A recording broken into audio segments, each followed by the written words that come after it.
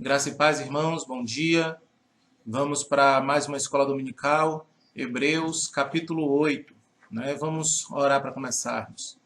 Querido Deus, louvado e exaltado seja o teu santo nome, Senhor. Muito obrigado, ó Pai, por tudo que o Senhor tem feito. Muito obrigado pelo bem, ó Pai, que o Senhor faz por cada um de nós. Senhor Deus, muito obrigado porque até aqui o Senhor nos ajudou. Ó Pai, em nome de Jesus, mais uma vez nós te pedimos pela tua igreja, mais uma vez nós te pedimos que o teu povo, Senhor Deus, possa estar cada vez mais alicerçado na rocha, cada vez mais, Senhor Deus, possamos estar na tua presença, cada vez mais buscando, Senhor Deus, viver a tua vontade. Nos ajuda, ó Pai, nesta demanda, nos ajuda, Senhor Deus, nos fortalece, fortalece teu povo, fortalece tua igreja, Senhor. Te pedimos, Senhor Deus, em nome de Jesus, por esta nação, Senhor, que tem passado por esta pandemia, Senhor Deus, nós temos visto os noticiários, temos visto isso em nossas famílias, temos visto isso no seio da igreja, o quanto a luta tem sido difícil. Mais uma vez, ó Senhor Deus, nós te agradecemos pelas vitórias, nós damos graças ao Senhor por tudo. E te pedimos que o Senhor, ó Pai, venha intervir cada vez mais para que este período passe, Senhor. Continua guardando a tua igreja, nos protege, Senhor Deus, em nome de Jesus. Também te pedimos por esse estudo nesta manhã, possamos verdadeiramente, Senhor Deus, viver a tua vontade, aprender aqui, Senhor Deus, e praticar em nossas vidas diárias. Nós oramos, Senhor Deus, agradecidos em nome de Jesus. Amém. Pois bem, irmãos, nós estamos aqui em Hebreus capítulo 8, vamos ler o capítulo. Diz assim: ora, a suma do que temos dito é que temos um sumo sacerdote tal, que está sentado nos céus, à destra do trono da majestade, ministro do santuário e do verdadeiro tabernáculo, o qual o Senhor fundou e não o homem. Porque todo sumo sacerdote é constituído para oferecer dons e sacrifícios, pelo que era necessário que este também tivesse alguma coisa que oferecer. Se ele estivesse na terra, nem tampouco sacerdote seria, havendo ainda sacerdotes que oferecem dons segundo a lei, os quais servem de exemplar e sombra das coisas celestiais, como Moisés divinamente foi avisado, estando já para acabar o tabernáculo, porque foi dito: olha, faze tudo conforme o modelo que no monte se te mostrou. Mas agora alcançou ele ministério, tanto mais excelente, quanto é mediador de um melhor concerto que está confirmado em melhores promessas. Porque, se aquele primeiro fora irrepreensível, nunca se teria buscado lugar para o segundo. Porque, repreendendo-os, lhes diz: eis que virão dias, diz o Senhor, em que com a casa de Israel e com a casa de Judá estabelecerei um novo concerto.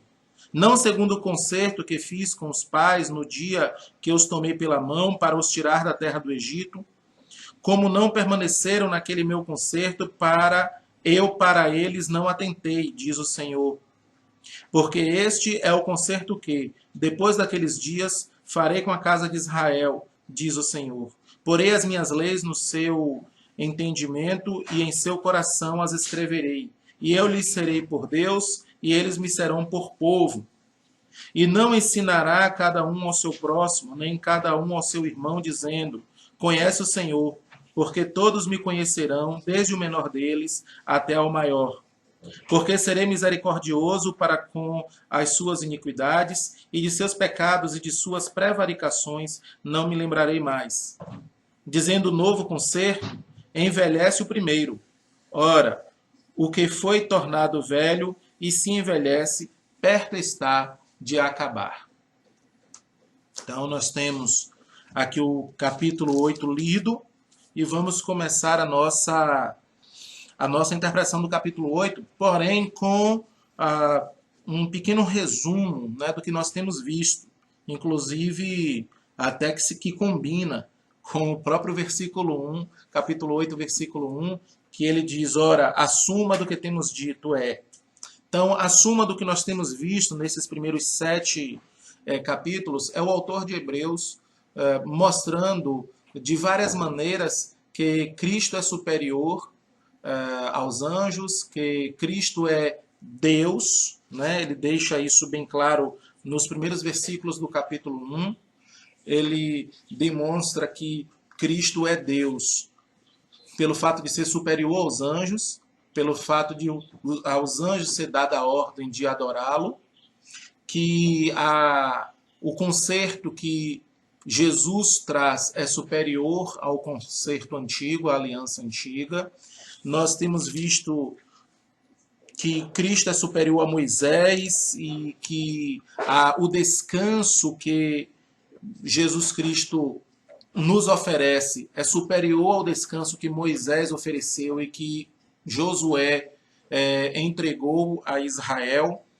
Ele também diz que é necessário que haja 6 princípios básicos da fé cristã que todo cristão conheça, e que ele estava decepcionado com os leitores, os primeiros leitores da Bíblia, por não conhecerem essas questões básicas, e que de ser tão necessário que ele falasse com detalhes acerca do sumo sacerdócio de Jesus Cristo segundo a ordem de Melquisedeque.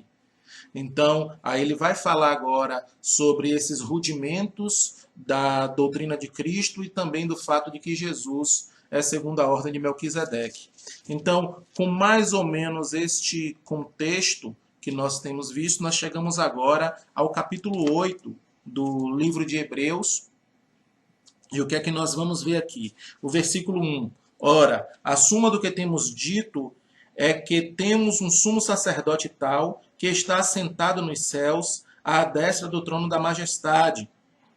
Então, o antigo pacto era um símbolo transitório de Cristo, o mediador de um pacto melhor e eterno. Esse aqui é o que nós vamos começar a ver. E o versículo 1 começa dizendo: a suma do que temos dito é. A ideia do escritor de Hebreus aqui é que ele agora vai trazer uma espécie de interpretação do que é importante acerca do que ele mesmo escreveu, e que isso liga tudo que ele escreveu desde o capítulo 1, versículo 1, até o que ele escreveu no último versículo do capítulo 7, ligando tudo isso ao que ele vai escrever a partir do capítulo 8, tá certo? Então, além de ser uma suma daquilo de mais importante do que ele escreveu até agora, serve também de ligação para o que ele vai escrever depois. Então, essa é a suma. E a pergunta é, o que é que ainda mais ele vai ter? Com a impressão que nos passa é que ele já teria falado tudo o que tinha para ser falado acerca do sacerdócio de Jesus Cristo. Mas, na verdade, é que ele ainda tem algumas coisas a serem faladas. A primeira é que Jesus é um sacerdote tal. Essa palavra tal, ela dá a ideia de qualidade e dá a ideia de que Jesus ele é tão superior a esse lugar que nós moramos, chamado terra, a esta maneira do pensamento, que é a maneira humana de pensar, e os nossos conceitos do que nós entendemos, que não existe uma palavra que possa definir Jesus. Que não existe uma palavra que possa defini-lo como pessoa, como Deus, como Filho de Deus, e, portanto, também como sacerdote. E aí ele usa essa palavra tal. De modo que esta é a ideia que ele passa. A segunda coisa que ele vem falar para nós está ainda no versículo 1, dizendo que ele está sentado nos céus à destra do trono da majestade. No capítulo 1, versículo 3, em Hebreus capítulo 1, versículo 3, nós vemos uma afirmação muito parecida. Capítulo 1, versículo 3 diz: o qual, sendo o resplendor de sua glória e a expressa imagem da sua pessoa, e sustentando todas as coisas pela palavra do seu poder, havendo feito por si mesmo a purificação dos nossos pecados, assentou-se à destra da majestade nas alturas. Então nós temos aí essas duas passagens, esses dois versículos, eles sendo versículos nos quais o escritor ele fala de maneira muito parecida. A diferença é que Jesus, lá em capítulo 1, versículo 3, Jesus é visto à destra da majestade por causa do sacrifício em si. Ou seja, o capítulo 1, versículo 3 mostra que Jesus tem o direito de sentar à destra da majestade nas alturas, porque ele ofereceu um sacrifício perfeito, ele venceu todas as coisas e agora ele tem o direito de sentar à destra das alturas, à destra da majestade nas alturas. Já aqui, capítulo 8, versículo 1, Jesus ele é visto, ele é mostrado como um sacerdote tal que ele tem o direito de estar assentado à destra da majestade nas alturas pelo fato de ele ter um sacerdócio infinitamente superior ao sacerdócio que ainda existia aqui na terra, né? Vale lembrar que nós já vimos alguns motivos, inclusive o versículo 4 vai nos mostrar isso, que esse livro foi escrito antes da queda de Jerusalém, no ano 70 depois de Cristo, e que, portanto, havia ainda, quando a carta foi escrita, sacerdotes no pleno exercício, né, de suas atividades ali no templo em Jerusalém. E isso também mostra, voltando aqui para o versículo 1, que o escritor está citando o Salmo 110, versículo 1. Vamos lá ler o Salmo 110, versículo 1. Diz assim: disse o Senhor ao meu Senhor: assenta-te à minha mão direita, até que eu ponha os teus inimigos por escabelo dos meus pés.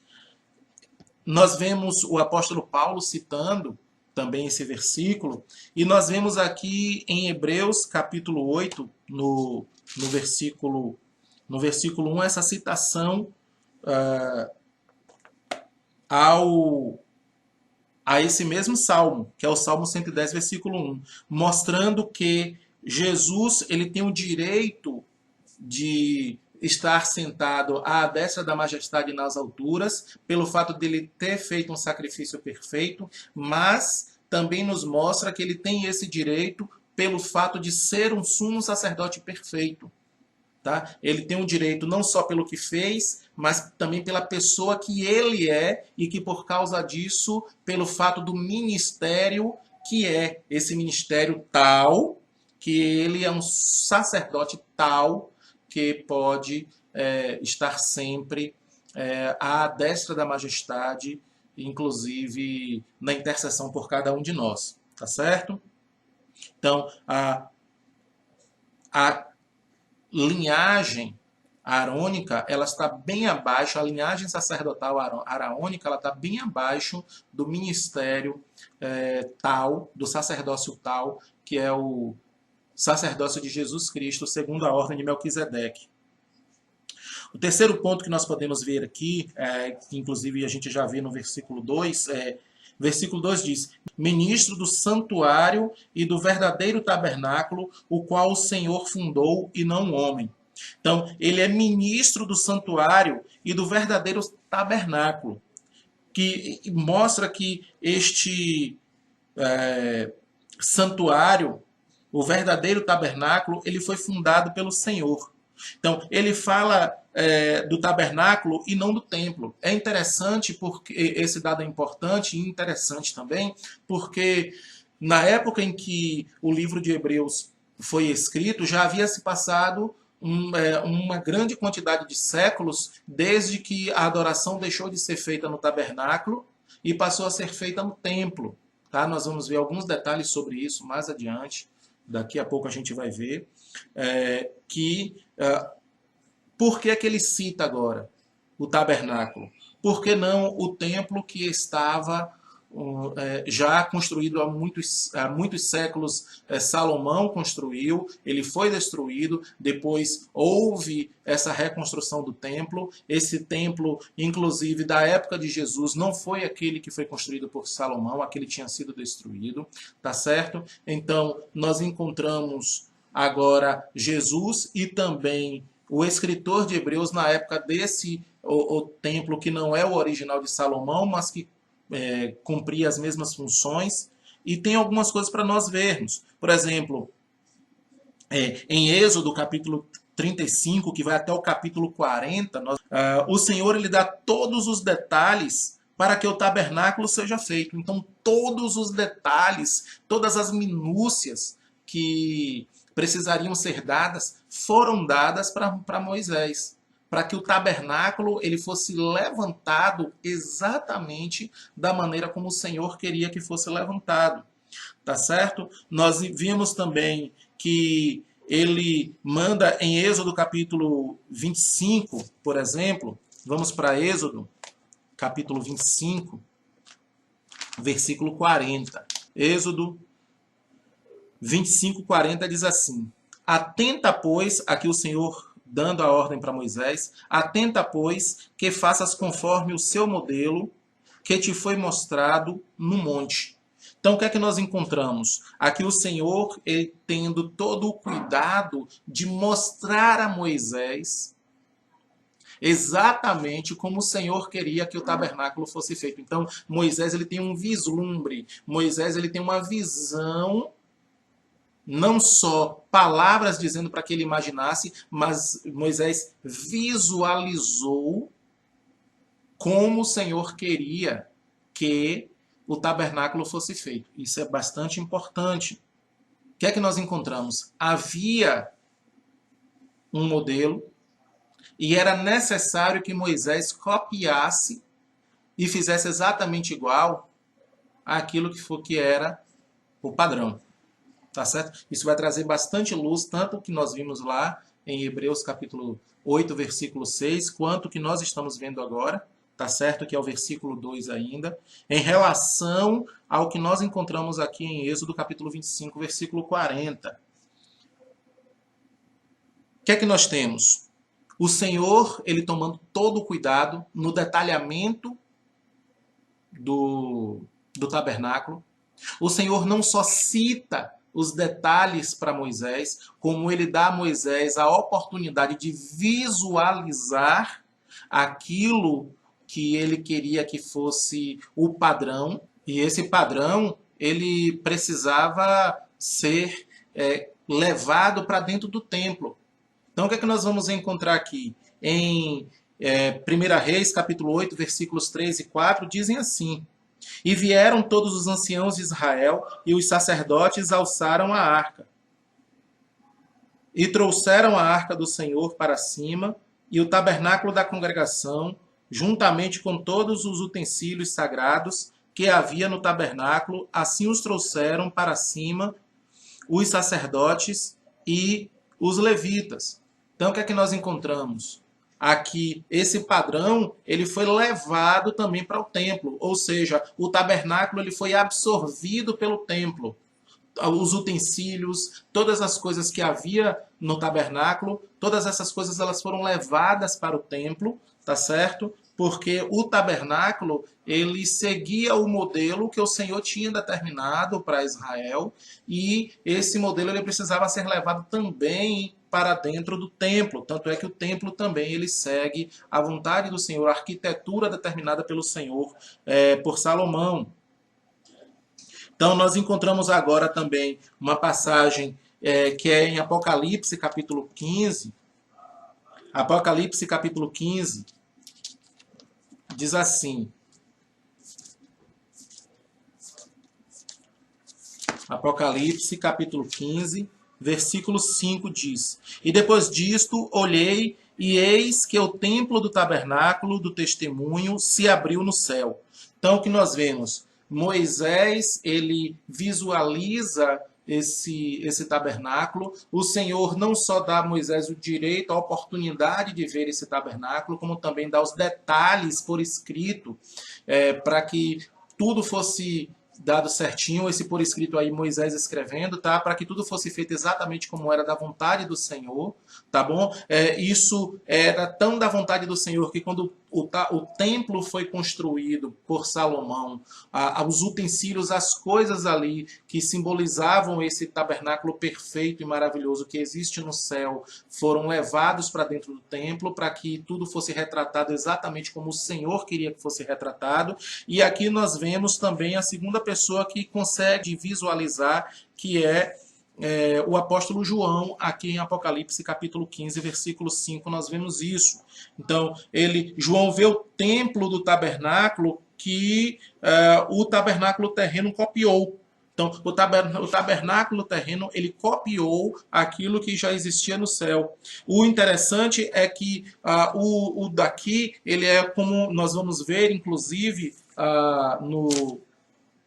em Hebreus, capítulo 8, versículo 5, que os quais, falando das coisas do tabernáculo terreno, servem de exemplar e sombra das coisas celestiais. Tá? Nós vamos ver isso no versículo 5 daqui a pouco, tá bom? Então, voltando para o capítulo 8, versículo 4 de Hebreus, do versículo 2 de Hebreus, diz: ministro do santuário e do verdadeiro tabernáculo, o qual o Senhor fundou e não o homem. Então, nós temos aqui três coisas que diferenciam os dois tabernáculos.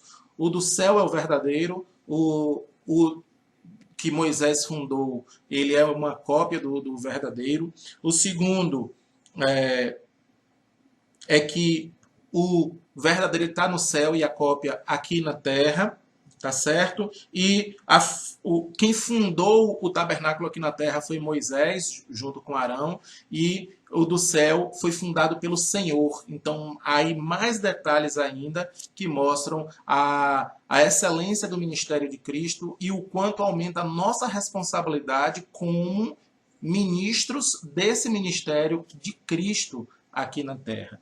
Tá bom? Versículo 3 diz: porque todo sumo sacerdote é constituído para oferecer dons e sacrifícios, pelo que era necessário que este também tivesse alguma coisa que oferecer. O sacrifício que Jesus oferece é um sacrifício perfeito. Ele oferece a si mesmo. No capítulo 5, versículo 1, nós encontramos aqui em Hebreus 5:1 dizendo: porque todo sumo sacerdote tomado dentre os homens é constituído a favor dos homens nas coisas concernentes a Deus, para que ofereça dons e sacrifícios pelos pecados. Então, o que é que o sacerdote oferece? Dons e sacrifícios pelos pecados. Só que o cargo em si, ele está em foco. Aqui no capítulo 5, versículo 1, fala do cargo do sacerdócio. Já no capítulo 8, versículo 3, o foco não é o cargo do sacerdócio em si, mas a oferta que é dada. Tá certo? Então, a oferta, em ambos os casos, a pessoa, o ministério e a obra de Cristo são perfeitos, porque é um sacerdote que não tem pecado, tá? O ministério, segundo a ordem de Melquisedeque, que é superior à ordem de Arão, e a obra também é perfeita, porque Jesus oferece a si mesmo sacrifício perfeito e não sacrifícios que são uma sombra, que são apenas um apontamento transitório daquilo que deveria vir e veio, que é Jesus Cristo, o nosso Cordeiro de Deus. Tá certo? Então nós encontramos aqui essa diferença. Lendo novamente o versículo 3. Porque todo sumo sacerdote é constituído para oferecer dons e sacrifícios, pelo que era necessário que também tivesse alguma coisa que oferecer. Ele, como sumo sacerdote, foi constituído também. Agora, o que foi que ele ofereceu? A si mesmo, o sacrifício perfeito. Versículo 4. Ora, se ele estivesse na terra, nem tampouco sacerdote seria, havendo ainda sacerdotes que oferecem dons segundo a lei. Então, de acordo com esse versículo 4, nós vemos que essa carta ela foi escrita antes do ano 70, porque Jerusalém foi invadida e o templo de Jerusalém foi destruído no ano 70 depois de Cristo. Então isso mostra que esse livro foi escrito antes. Não, mostra que o sacerdócio de Jesus ele foi estabelecido no céu. Jesus não ofereceu sacrifícios segundo a lei, porque ele é superior a ela. E é aqui o autor ele está imaginando talvez alguma pessoa ainda um pouco confusa em virtude de haver duas linhagens sacerdotais. Tá? E aí diz assim, olha, essas duas linhagens sacerdotais elas podem coexistir porque uma está no céu e a outra na terra. Mas mesmo assim, pela história, nós sabemos que no ano 70 isso parou de existir, porque o templo foi destruído, como a gente já viu aqui, tá certo? Então, Jesus é superior porque ele está no céu, tá? Ele não oferece dons segundo a lei por vários motivos. E eu quero destacar aqui um desses motivos. Não podemos destacar todos, em virtude do tempo que nós temos aqui, mas destacar um dos motivos que o Senhor ele não oferece dons segundo a lei. É porque, segundo a lei, todo sumo sacerdote ele tinha que oferecer sacrifícios pelo perdão dos seus próprios pecados. Jesus não podia oferecer esse sacrifício porque ele não teve pecado. Isso é maravilhoso. Por isso, esse sacrifício perfeito e esse sacrifício que não é pelos seus próprios pecados, ele é por causa dos nossos pecados, ele é um e definitivo, pelo fato de que, por ser um sacrifício perfeito, apenas uma vez já é suficiente, pelo fato de não ser em virtude dos próprios pecados, mas sim pelos pecados do outro, ele é substitutivo e ele é aceito como perfeito e suficiente pelo Pai. Glória a Deus por este ministério tão maravilhoso, por esta obra tão maravilhosa do Senhor em nossas vidas. O versículo 5 diz assim: os quais servem de exemplar e sombra das coisas celestiais, como Moisés divinamente foi avisado, estando já para acabar o tabernáculo, porque foi dito, olha, faze tudo conforme o modelo que no monte se te mostrou. Então, o autor cita Êxodo 25, 40, e nos faz meditar em algo. Se o Senhor fez tanta questão em minúcias sobre a sombra, quanto maior importância tem o santuário celeste, de onde Cristo é sumo sacerdote. Essa é a ideia dele aqui. A ideia dele é nos mostrar que se o Senhor ele foi tão detalhado naquilo que é apenas a sombra, da mesma maneira que uma sombra ela retrata um objeto, mas ela não é o objeto em si. Do mesmo jeito que um quadro muito bem pintado, a obra-prima de um super artista, por mais que ela seja valiosíssima no conceito humano, por mais que ela seja preciosíssima e retrate muito bem aquilo que ela retrata, mesmo assim, esta obra, por prima que seja, ela não é o objeto em si. A ideia aqui do autor é essa. Ele não está dizendo que o tabernáculo não era majestoso. Ele não está dizendo que o tabernáculo não tinha sua importância, que o templo não tinha sua importância. Ele está afirmando tudo isso. A ideia aqui não é de negar. A ideia aqui não é de a gente achar que não era importante. De suma importância. A ideia aqui é dizer, mesmo o tabernáculo terreno sendo tudo o que realmente era, ainda assim é uma sombra do que é infinitamente mais maravilhoso, que é o que está no céu, que o Senhor Jesus Cristo é o sumo sacerdote. Tá certo? O versículo 6 diz assim: mas agora alcançou ele ministério tanto mais excelente, quanto é mediador de um melhor concerto, que está confirmado em melhores promessas. O seu ministério ele é superior, ou seja, ele é mais excelente, porque ele é mediador de uma aliança melhor, e as promessas da nova aliança são promessas melhores. Então, ele traz aqui esse ministério mais excelente, a mediação, ou seja, ele é mediador de um concerto melhor, e as promessas também são melhores. Por mais que até os capítulos anteriores a gente achasse que o autor já não tinha mais nada para dizer sobre a diferença entre os dois ministérios, os dois sacerdócios, o de Arão e o de Melquisedeque, ainda assim nós vemos que pelo fato do Senhor Jesus ele ser perfeito, existe sim essa diferença.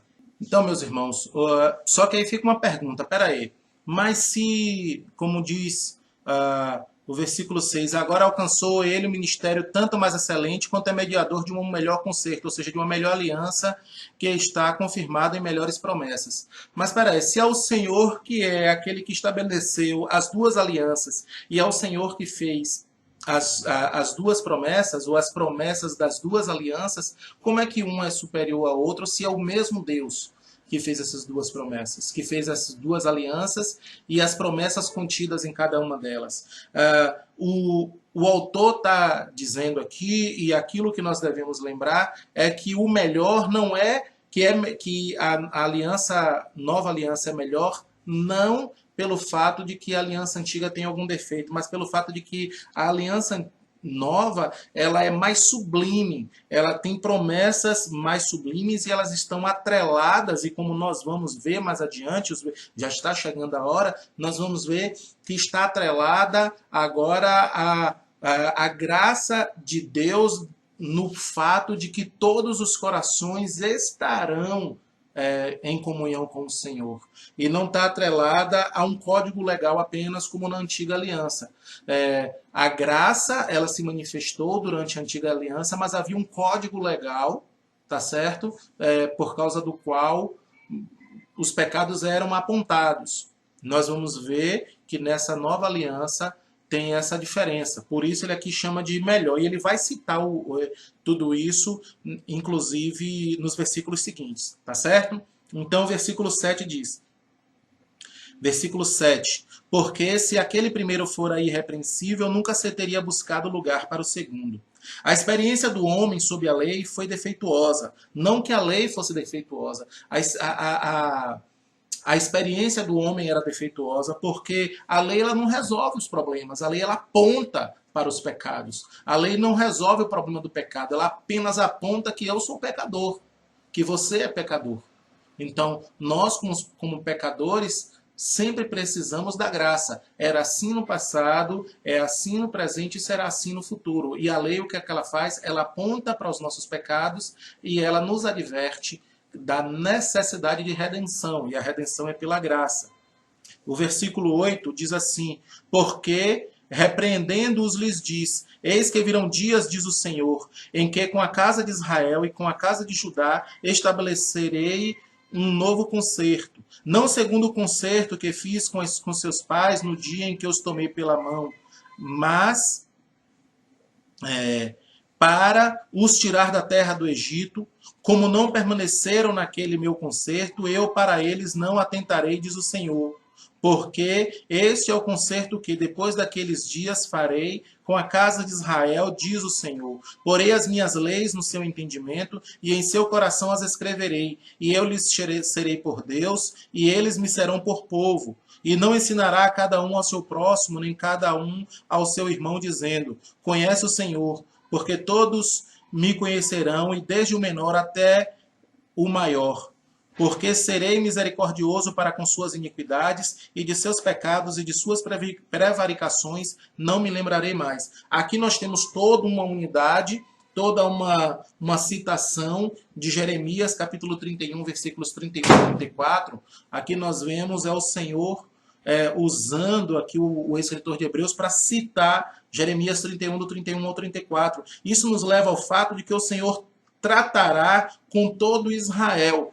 Todo o remanescente de Israel será tratado. Então nós vimos aqui o autor de Hebreus, ao falar dessa nova aliança, ele, até o versículo 7, ele dando a entender que se refere a o que Jesus tratou ali na ceia do Senhor, mas parece que ele tem em mente também aquilo que ainda vai acontecer durante o milênio, tá? Que é o fato de que o Senhor vai voltar a tratar com Israel, depois que a igreja sair do foco, vai voltar a tratar com Israel. Então, há uma possibilidade de ele ter esses dois pontos na sua mente, como eu falei agora há pouco. Então, nós encontramos, por exemplo, em Daniel capítulo 9, versículo 24. Daniel capítulo 9, versículo 24. 70 semanas estão determinadas sobre o teu povo e sobre a tua santa cidade, para extinguir a transgressão, dar fim aos pecados e expiar a iniquidade, e trazer a justiça eterna, selar a visão e a profecia e ungir o santo dos santos. Então, o que nós temos aqui é o Senhor determinando essas 70 semanas, as primeiras 69 ali, até a chegada de Cristo, desde o edito para restaurar os muros de Jerusalém, até a morte de Jesus na cruz do Calvário, ungido sendo tirado, tá certo? E a 70ª semana será a tribulação. Após isso, nós encontramos já Israel agora como ele voltando a seu foco. E quando vai ser isso? No milênio. Isso nos leva a Apocalipse capítulo 20. Vamos abrir as nossas Bíblias para Apocalipse, versículo 20, versos do 1 a 6.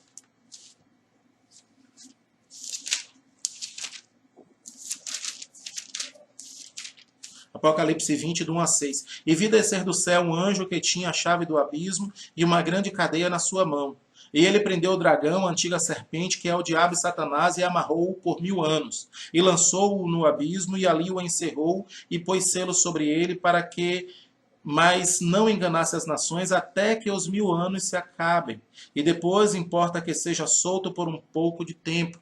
E vi tronos, e assentaram-se sobre eles aqueles a quem foi dado o poder de julgar, e vi as almas daqueles que foram degolados pelo testemunho de Jesus e pela palavra de Deus, e que não adoraram a besta nem a sua imagem, e não receberam o sinal na testa nem na mão, e viveram e reinaram com Cristo durante 1000 anos. Mas os outros mortos não reviveram até que os 1000 anos se acabaram. Esta é a primeira ressurreição. Bem-aventurado e santo aquele que tem parte na primeira ressurreição. Sobre estes não tem poder a segunda morte, mas serão sacerdotes de Deus e de Cristo e reinarão com ele 1000 anos.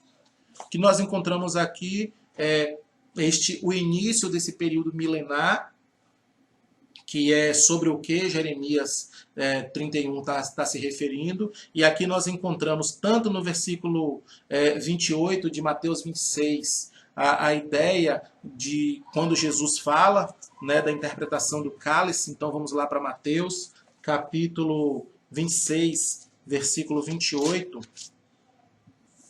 que diz assim: porque isto é o meu sangue, o sangue do Novo Testamento, que é derramado por muitos para a remissão dos pecados. Então, a ideia que nos passa é que parece que ele se refere aqui dos versículos 1 a 7 a dar uma ênfase maior à ceia, a essa instituição que o Senhor determina e que nós vemos aqui em Mateus 26, 28. Mas parece que ele dá uma guinada, ele faz também este tratamento agora para os seus leitores, para entenderem muito bem, levando em consideração a profecia de Jeremias 31, versículos 31 a 34.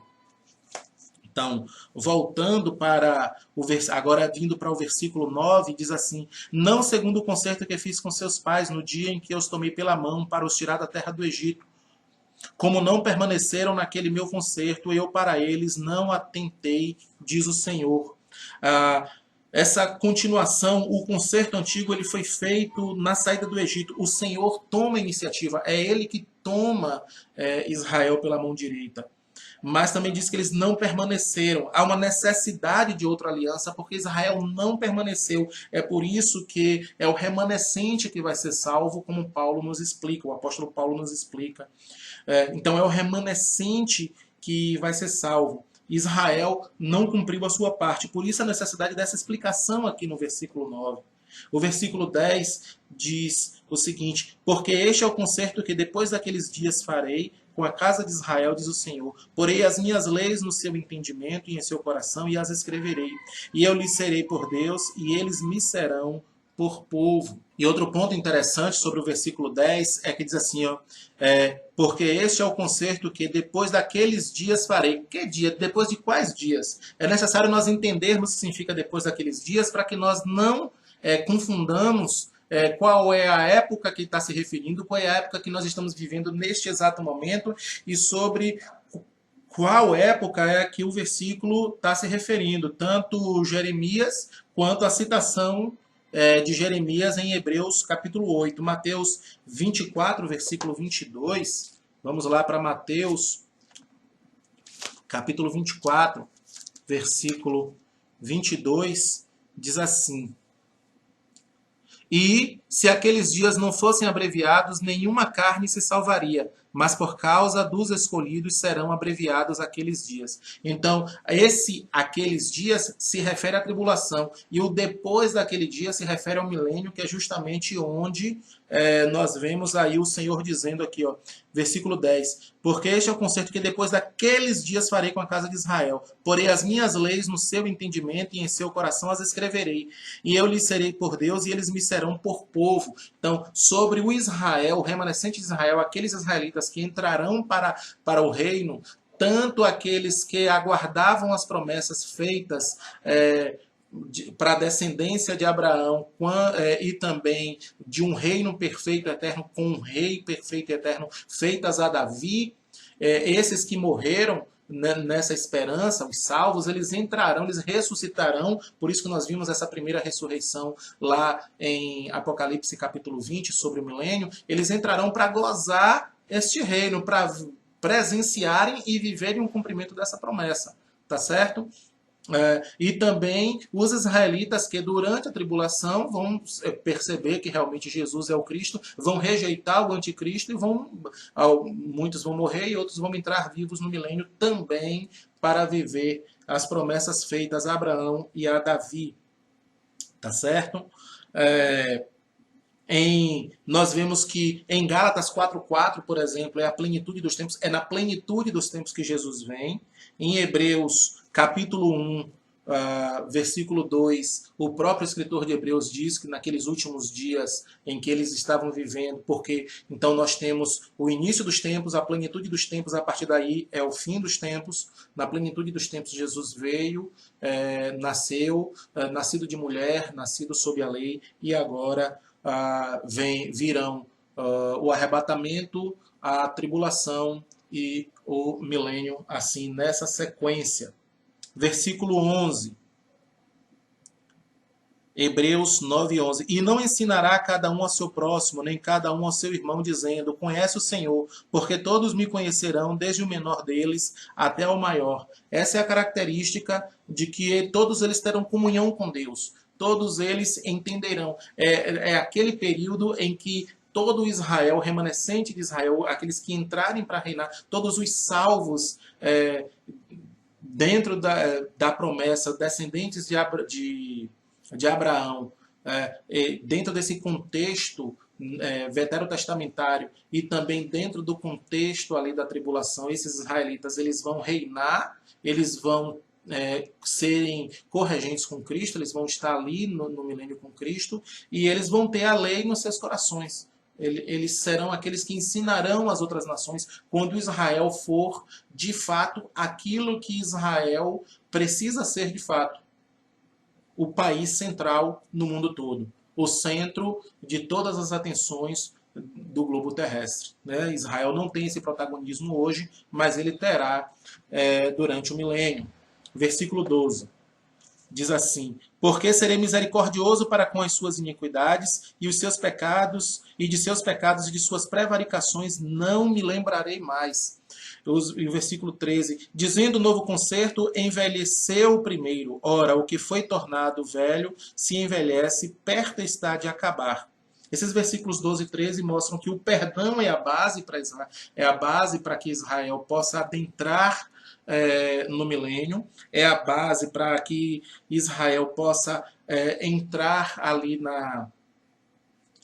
em toda a terra prometida, não só aquele pedacinho que está ocupando hoje como a nação moderna, desde o final da Segunda Guerra Mundial, com o estabelecimento do novo ou do moderno Estado de Israel, mas em todo o território que foi prometido a Abraão, desde o rio do Egito até o Eufrates. Então, tudo aquilo será Israel. Então, alguns países que hoje ali existem deixarão de existir para que Israel ele tome tudo, não porque toma de maneira política, mas porque o Senhor, que é o dono de toda a terra, vai entregar a Israel. É o novo começo, com tudo pago, digamos assim.